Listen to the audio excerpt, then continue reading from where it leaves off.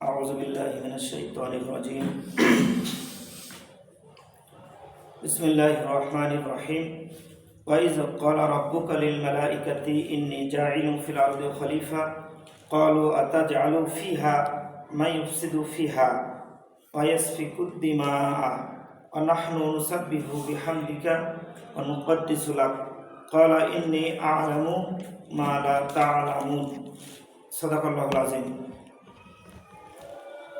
বাংলাদেশ আহলে রাসূল আন্দোলন রাসূল অনুসারী দল কর্তৃক আয়োজিত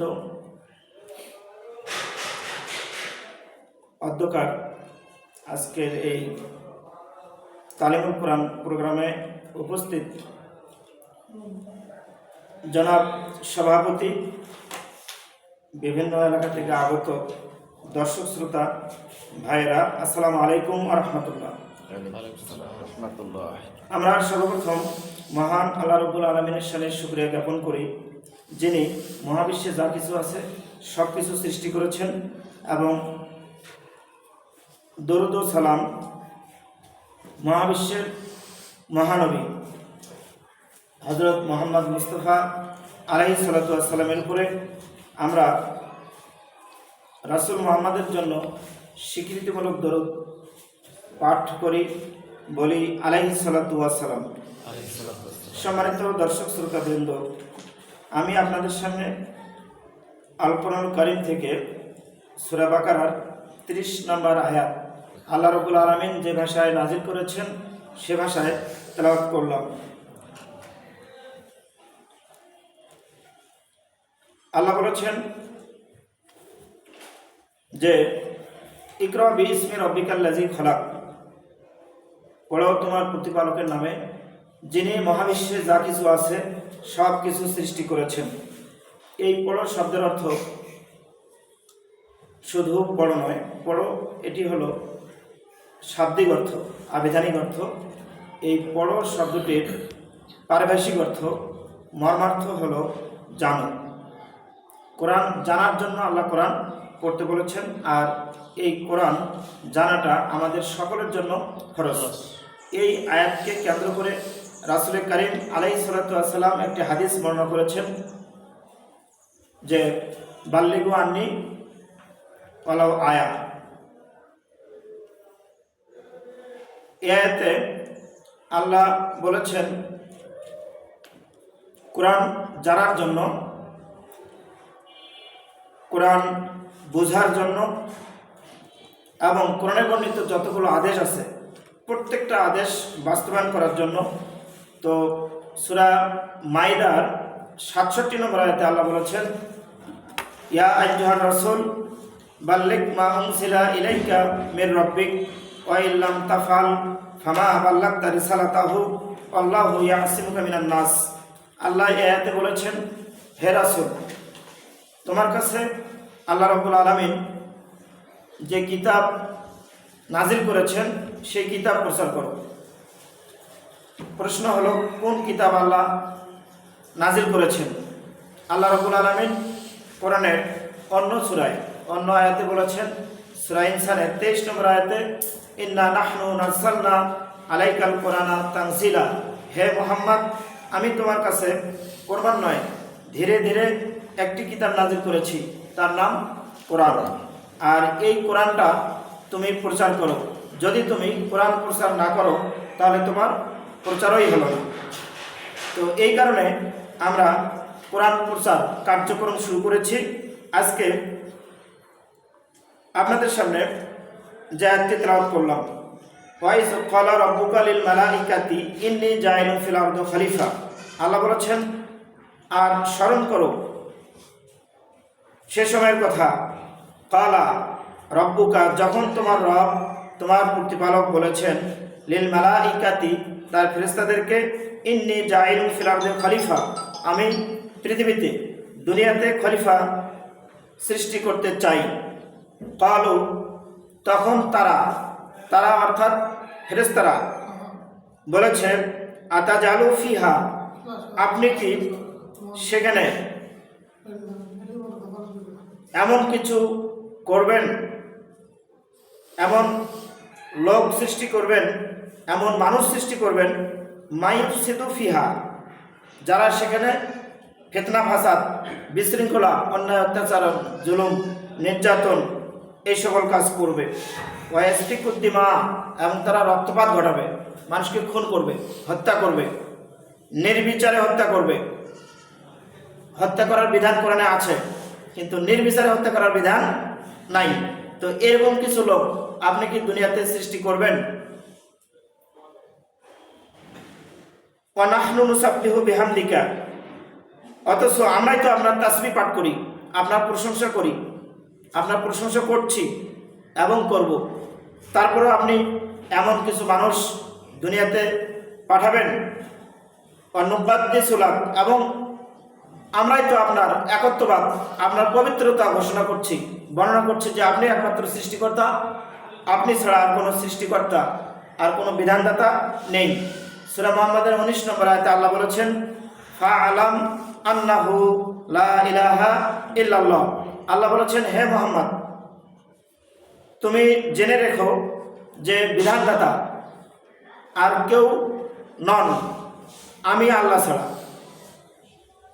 তার মানে বিধানদাতা একমাত্র আল্লাহ, আল্লাহ ছাড়া দুনিয়ার কোনো নবী রাসূল, দুনিয়ার কোনো সাধারণ মানুষ বিধানদাতা নয়। এখন যদি আমরা কোনোভাবে জেনে না জেনে, বুঝে না বুঝে নবী রাসূলদেরকে বিধানদাতার সিরিয়ালে নিয়ে এসে আল্লাহর মতো নবী রাসূলকে বিধানদাতা হিসেবে বিশ্বাস করি কিংবা কোনো কাজ করি, তাহলে সেটা হবে আমাদের জন্য শিরক। আর যারা শিরক করে তাদেরকে বলে মুশরিক।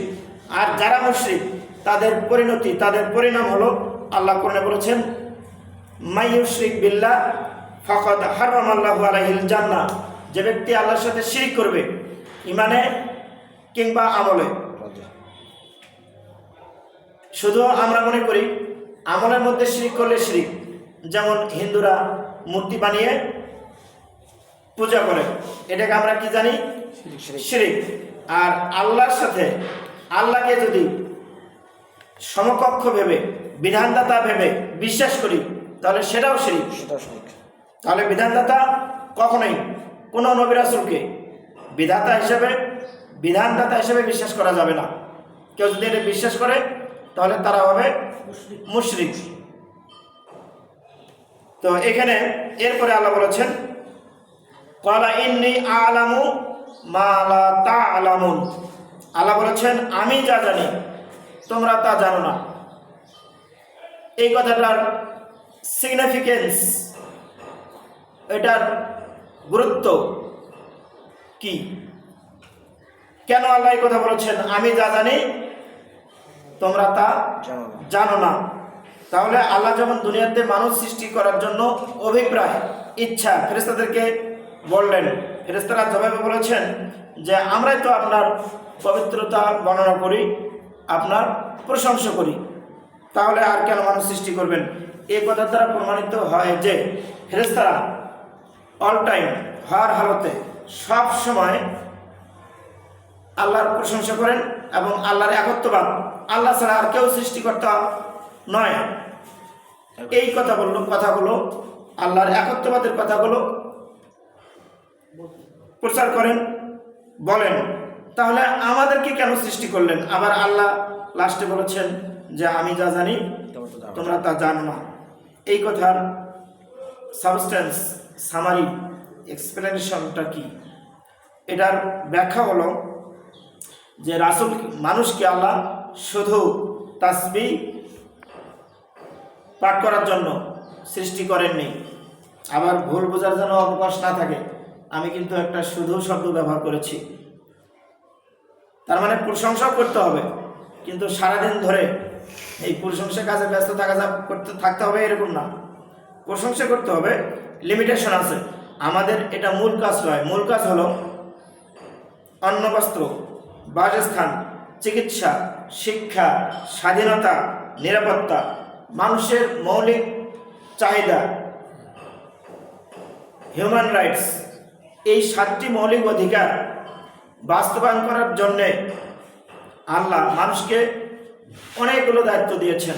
যে সকল দায়িত্ব পালন করলে প্রত্যেকটা মানুষের এই অন্ন, বস্ত্র, বাসস্থান, চিকিৎসা, শিক্ষা, স্বাধীনতা, নিরাপত্তা, এই 7টি মৌলিক চাহিদা পূরণ হয়।